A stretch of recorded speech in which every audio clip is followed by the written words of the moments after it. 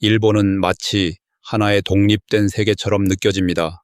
자판기에서 따뜻한 수프가 나오고 수박이 네모난 형태로 자라며 혼잡한 열차 안에서는 침묵이 지배합니다.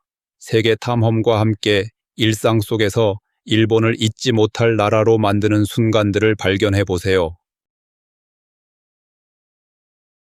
1. 캡슐 호텔, 최소 공간 최대 효율의 휴식. 원래는 작고 저렴한 숙박 옵션으로 만들어진 캡슐 호텔은 단일 침대가 겨우 들어갈 정도의 작은 공간을 제공합니다. 이 캡슐 안에는 에어컨 TV, 충전 포트, 개인용 콘솔 등이 갖춰져 있어 마치 나만의 작은 선실 같은 느낌을 줍니다. 캡슐은 2단으로 쌓여 있으며 계단이나 발판을 통해 들어갑니다. 내부에서 잠글 수 있는 커튼이나 문으로 프라이버시를 확보할 수 있습니다. 공용 욕실, 샤워실 무료, 와이파이는 기본이며 일부 호텔에는 사우나, 대중목욕탕, 수영장 같은 부대시설도 마련되어 있습니다. 호텔의 규모는 50개에서 700개의 캡슐까지 다양합니다. 예전에는 남성 이용객이 주를 이루었지만 요즘은 여성 전용 구역도 마련되어 있습니다. 투숙객은 보통 유카타면 로브와 슬리퍼로 갈아입으며 개인 물품은 락커나 금고에 보관합니다.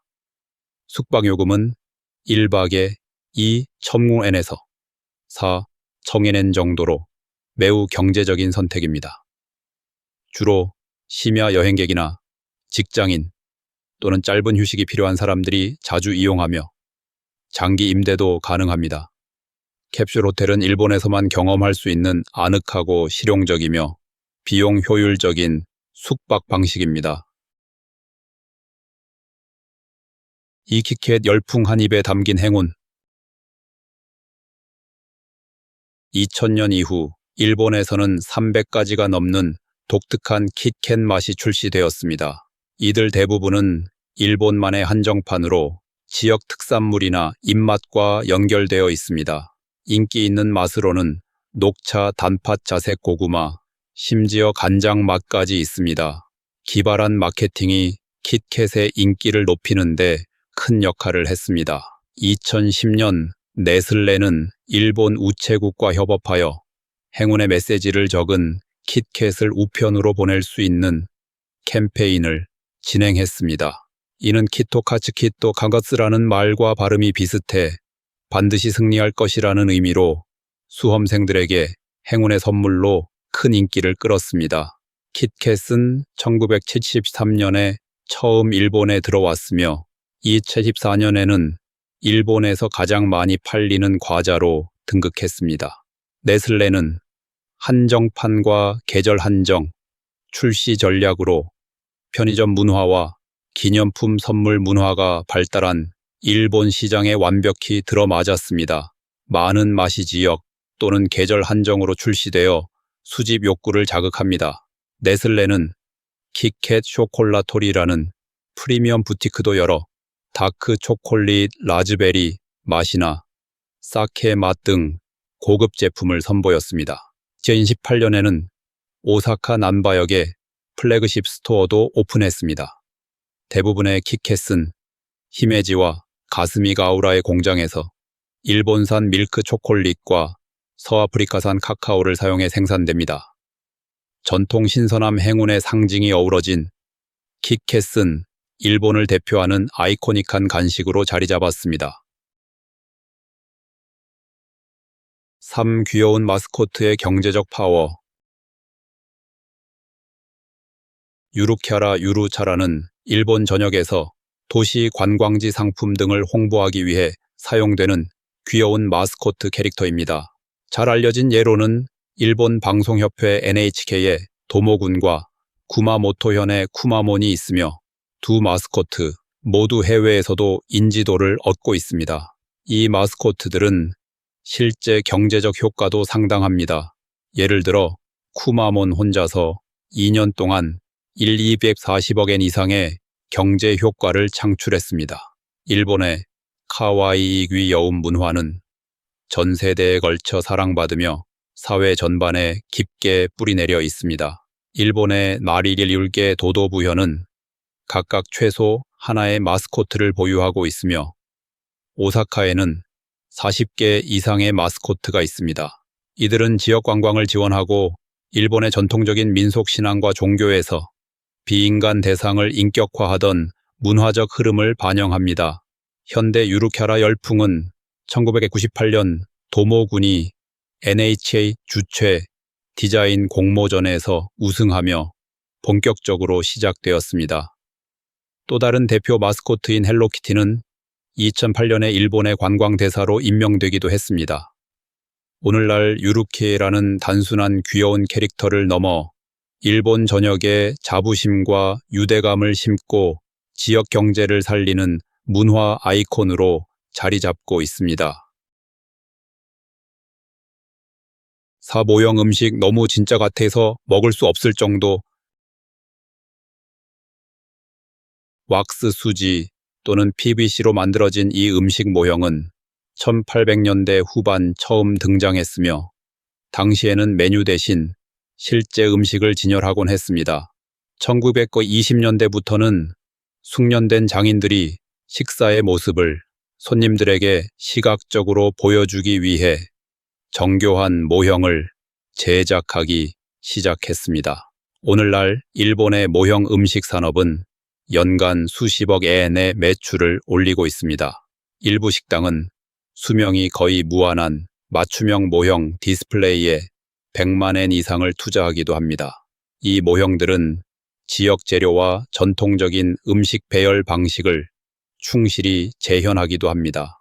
식당 외에도 샘플 음식은 방송 교육, 심지어 결혼식에서도 활용되며 예식장에서는 모형 케이크를 전시하고 실제 케이크는 따로 제공하는 경우도 있습니다.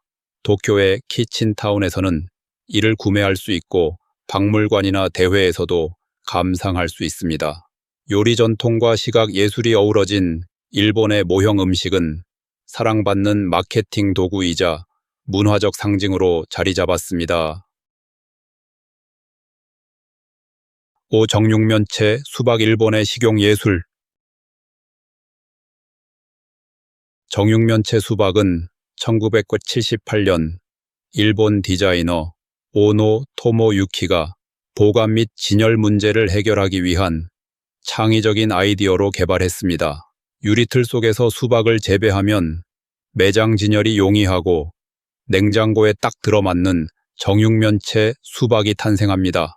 시각적으로는 독특하지만 이 수박은 완전히 익기 전에 수확되기 때문에 달지 않으며 일반적으로 먹지 않습니다. 대신 고급 선물용이나 독특한 기념품으로 판매되며 가격은 최대 22,000엔에 이를 수 있습니다. 시간이 지나면서 일본의 창의성은 하트형이나 피라미드형 등 다양한 장난기 있는 과일 형태로 확장되었고 단순한 과일이 예술과 농업이 결합된 작품으로 탈바꿈했습니다. 이 독창적인 수박들은 독일 같은 해외 시장에도 진출하면서 일상의 과일을 시선을 끄는 예술 작품으로 바꾸는 일본의 감각을 전 세계에 알리고 있습니다. 육센토 목욕탕 함께하는 정화의 의식. 센토는 일본 에도 시대부터 이어져 온 공동 목욕 문화로 당시의 가정 내 목욕 시설이 드물었던 것에서 비롯되었습니다. 이 전통은 오늘날까지도 계속되고 있습니다. 센토는 아늑한 빈티지 스타일에서부터 세련되고 고급스러운 시설까지 다양한 형태로 존재하며 일부는 아름다운 명소를 그린 벽화까지 갖추고 있습니다. 남성과 여성은 별도의 공간에서 목욕하며 입장 시 개인 소지품은 락커나 보관함에 넣습니다. 온천 온泉과 달리 센토는 보통 비누나 수건이 제공되지 않으므로 직접 가져오거나 대여해야 합니다. 목욕은 샤워 공간에서 시작되며 작은 의자에 앉아 따뜻한 물과 대야를 이용해 몸을 깨끗이 씻습니다. 이때 주변 사람에게 물이 튀지 않도록 주의합니다. 몸을 깨끗이 한 후에는 욕조에 들어가 몸을 담급니다. 수건은 절대 욕조 안에 넣지 말고 머리 위에 올리거나 옆에 두어야 합니다. 아이들이 장난감을 들고 들어가는 것은 지양되며 물장구는 무례한 행동으로 여겨집니다. 처음엔 낯선 이들과 함께 목욕하는 것이 어색할 수 있지만 익숙해지면 상쾌하고 사람들과 유대를 느낄 수 있는 경험이 됩니다. 7. 자판기, 천국 일본만의 편의 문화. 일본, 특히 도쿄에 도착하면 가장 먼저 놀라게 되는 것 중 하나는 자판기의 수입니다. 전국에 약 400만 대가 있으며 이 중 절반 이상인 200만 대는 음료만 판매합니다. 하지만 놀라운 것은 단순한 수량이 아니라 그 다양성입니다. 물, 커피, 탄산음료는 물론 단팥죽, 새우, 육수, 옥수수 수프, 심지어 인도식 커리까지 이색적인 제품들을 만나볼 수 있습니다. 겨울철에는 따뜻한 수프를 제공해 몸을 녹여주기도 합니다. 아이스크림, 스낵, 냉동 라면, 바나나나 파인애플, 조각 사과, 슬라이스 같은 과일도 판매합니다. 일부 자판기는 음식과 음료를 동시에 제공하며 다른 일부는 담배와 주류를 판매하는데 성인 인증이 필요합니다. 일본의 자판기는 창의성과 접근성을 동시에 보여주는 상징으로 언제 어디서나 색다른 무언가를 만날 수 있는 독특한 문화 요소입니다. 8. 렌탈 동반자, 새로운 방식의 사회적 연결. 일본에는 단순한 대화나 정서적 위로를 위해 사람을 렌탈할 수 있는 서비스가 존재합니다. 이 서비스는 연애와는 무관하며 고객은 함께 보내는 시간에 대한 요금과 식사나 교통비 같은 추가 비용을 지불합니다. 요금은 보통 2시간에 약 10,000엔, 3시간에 약 15,000엔 정도입니다. 동반자들은 대부분 파트타임으로 일하며 친절하고 공감해주는 태도를 중요시합니다. 이용하는 고객층은 다양합니다. 외로움을 느끼는 사람들도 있고 히키코모리 사회적 은둔자처럼 대면 접촉이 어려운 이들도 있습니다. 심지어 결혼한 사람들도 단지 이야기를 나누고 싶어 이 서비스를 찾기도 합니다. 이러한 서비스는 일본 사회의 외로움 문제에 대한 문화적 대응으로 부담 없는 환경에서 누군가에게 보이고 들리고 연결됨을 느낄 수 있게 해주는 공간입니다. 귀고양이 카페, 포근한 음료 한 잔과 따뜻한 교감. 고양이 카페는 음료를 즐기면서 장난기 많은 고양이들과 시간을 보낼 수 있는 아늑한 공간입니다. 좁은 주거 공간과 엄격한 임대 조건 때문에 반려동물 키우기 어려운 도시에서 특히 인기가 많습니다. 주로 도시의 고층 건물 안에 위치하며 현지인과 관광객 모두에게 사랑받습니다. 대부분 예약 없이 방문 가능하지만 붐비는 지점의 경우 미리 연락하는 것이 좋습니다. 방문자는 보통 만 13세 이상이어야 하며 각 카페마다 규칙이 있습니다. 고양이를 쓰다듬는 것은 가능하지만 먼저 다가오지 않는 이상 안아서는 안 됩니다. 고양이에게 먹이를 주는 것은 금지되어 있으며 플래시 사진도 피해야 합니다. 일반 사진 촬영은 허용됩니다. 오랜 고양이 애호가이든 단순한 호기심 방문이든 고양이 카페는 도시 속에서 조용하고 기분 좋은 휴식을 제공하는 특별한 공간입니다. 심러브 호텔 목적이 분명한 프라이버시 공간. 일본의 러브 호텔은 짧은 시간 동안 프라이버시를 보장받을 수 있는 숙박 공간으로 개인 공간이 부족한 사회적 환경 속에서 유용하게 사용됩니다. 여행자에게는 예산 친화적인 선택이기도 합니다. 이 개념은 에도 시대까지 거슬러 올라가며 당시에는 비밀스러운 만남을 위한 특별한 여관이 존재했습니다. 제2차 세계대전 이후에는 간단한 탑 스타일 러브 호텔이 보편화되었고 1960년대 자동차 문화가 발달하면서 특히 부부들이 사적인 시간을 보내기 위해 많이 찾게 되었습니다. 1984년 경찰의 규제를 받게 되면서 많은 러브 호텔들이 이미지를 개선하기 시작했고 2010년 이후 법 개정으로 일반 호텔과의 경계가 더욱 모호해졌습니다.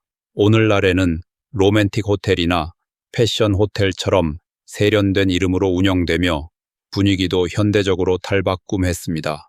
2013년 조사에 따르면 이제 여성들이 객실 선택의 주도권을 가지는 경우가 많아졌으며 이는 이용자층의 변화를 반영합니다. 러브 호텔은 일본의 독특한 문화 요소로 그 상징성이 높아 유니코드 이모지로도 등장할 정도입니다. 11비대 화장실 워슐렛, 화장실 문화의 진화. 워슐렛은 다양한 기능을 갖춘 고급 화장실로 조절 가능한 물 분사기, 온열 좌석 방향제, 소리 차단 기능까지 갖추고 있습니다. 측면 버튼이나 벽에 부착된 리모컨으로 쉽게 조작할 수 있습니다. 워슐렛은 너무나 흔해져서 2018년에는 외국인을 위해 표준 그림 문자까지 도입될 정도입니다. 이러한 발전은 일상적인 행동조차 기술로 편안하게 만들려는 일본의 문화적 특성을 보여줍니다. 워슐렛이 보편화되기 전에는 일본 전통에 쪼그리고 앉는 스타일의 화장실, 즉 와시키가 일반적이었고 일부 연구에서는 이 자세가 건강에 유익할 수 있다고 합니다.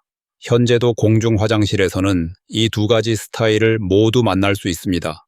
하지만 진정한 현대 일본을 체험하고 싶다면 워슐렛 사용은 필수입니다. 청결하고 효율적이며 다른 어떤 화장실과도 비교할 수 없는 경험입니다. 12집사 카페 오타쿠 스타일의 귀족 대접. 집사 카페는 메이드 카페보다 세련된 대안으로 등장하여 안전하고 로맨틱한 분위기를 원하는 여성 오타쿠들을 위한 공간으로 자리 잡았습니다. 최초의 집사 카페인 스왈로우 테일은 2005년 도쿄에 문을 열었으며 곧 애니메이션과 만화 팬들 사이에서 큰 인기를 끌게 되었습니다. 메이드 카페와 달리 이곳에서는 보다 정중하고 격식 있는 서비스를 제공합니다. 손님은 마이 레이디 프린세스 또는 영주님이라 불리며 내부 인테리어는 영국 저택을 연상시키는 고풍스러운 분위기입니다. 우아하게 준비된 애프터눈 티 세트에는 스콘 페이스트리 도자기, 찻잔이 포함됩니다. 일부 카페, 예를 들어 버틀러스 카페는 서양인 직원을 고용하여 손님이 영어 연습을 할 수 있도록 돕기도 합니다. 집사들은 에티켓차 서비스 고객 응대 교육을 받으며 일부는 카페에서 주최하는 연극이나 콘서트에도 출연합니다. 일반 사진 촬영은 가능하며 왕관이나 음반굴 등을 들고 집사와 함께 창의적인 포즈로 사진을 찍을 수 있는 특별 서비스도 제공됩니다. 안전과 존중을 위한 엄격한 규칙이 있으며 개인 정보를 공유하거나 외부 만남은 금지되어 있습니다. 목표는 모든 손님이 편안하고 마법 같은 시간을 보내는 것입니다. 13 논밭 예술 자연이 만든 거대한 캔버스. 논밭 예술은 색색의 벼 품종을 정교하게 심어 드넓은 논 위에 거대한 그림을 완성하는 일본의 인상적인 전통입니다. 이 예술은 1993년 아오모리현 이나카다테 마을에서 시작되었으며 지역 주민들의 자부심을 되살리기 위한 프로젝트였습니다. 벼농사 2000년의 역사를 기리는 의미로 4가지 종류의 벼를 활용해 마을회관 뒤편에 대형 벼 그림을 그렸고 이를 감상할 수 있는 높은 전망대도 설치되었습니다. 2006년까지 20만 명 이상이 방문하며 큰 성공을 거두었고 이후 야마가타현, 요네자와 등 다른 마을들도 이 예술에 참여하기 시작했습니다. 작품은 모나리자 같은 명화부터 전통 일본 장면, 신화 속 생물 스타워즈 캐릭터에 이르기까지 다양합니다. 매년 4월 마을 주민들은 컴퓨터 소프트웨어를 활용해 어떤 품종을 어디에 심을지 정교하게 계획하며 이 모든 작업은 공동체의 협력으로 이루어집니다. 2008년에는 기업 로고를 포함하려던 시도가 비판을 받았고 주민들과 전직 시장은 광고와 일부 별을 제거했습니다. 이 예술은 창의성과 공동체 정신이 융합된 상징적인 문화로 매년 수천 명의 관광객을 끌어모읍니다.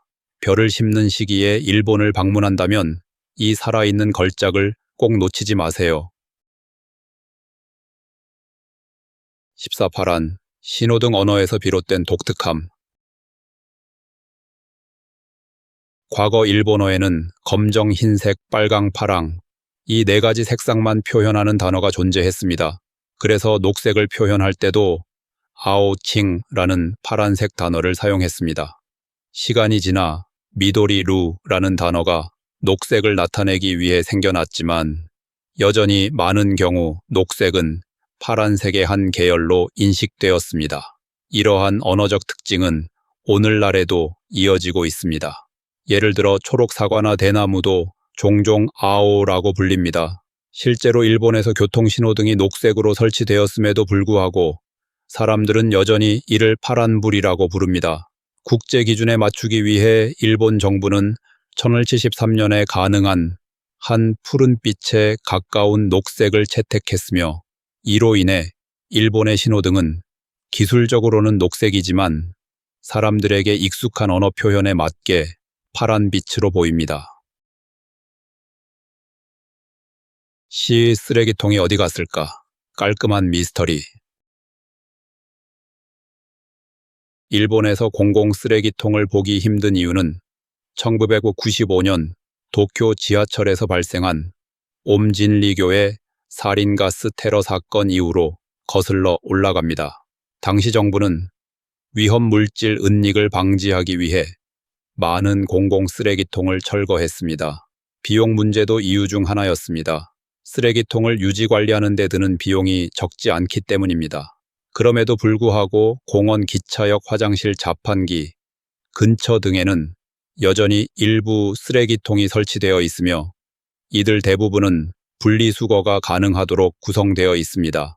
공공 쓰레기통이 적음에도 불구하고 일본 거리의 청결함은 세계적으로도 놀라운 수준입니다. 이는 일본인들이 공공안전과 환경 책임을 얼마나 중요하게 여기는지를 잘 보여주는 문화적 반영입니다. 이 내용이 여러분을 미소 짓게 하거나 잠시 생각에 잠기게 했다면 좋아요를 눌러주시고 가장 놀라웠던 점을 댓글로 알려주세요. 여러분이 직접 경험해보고 싶은 일본의 모습은 어떤 건가요? 여러분의 이야기를 기다리고 있습니다. 시청해주셔서 감사합니다. 다음 여행에서 또 만나요.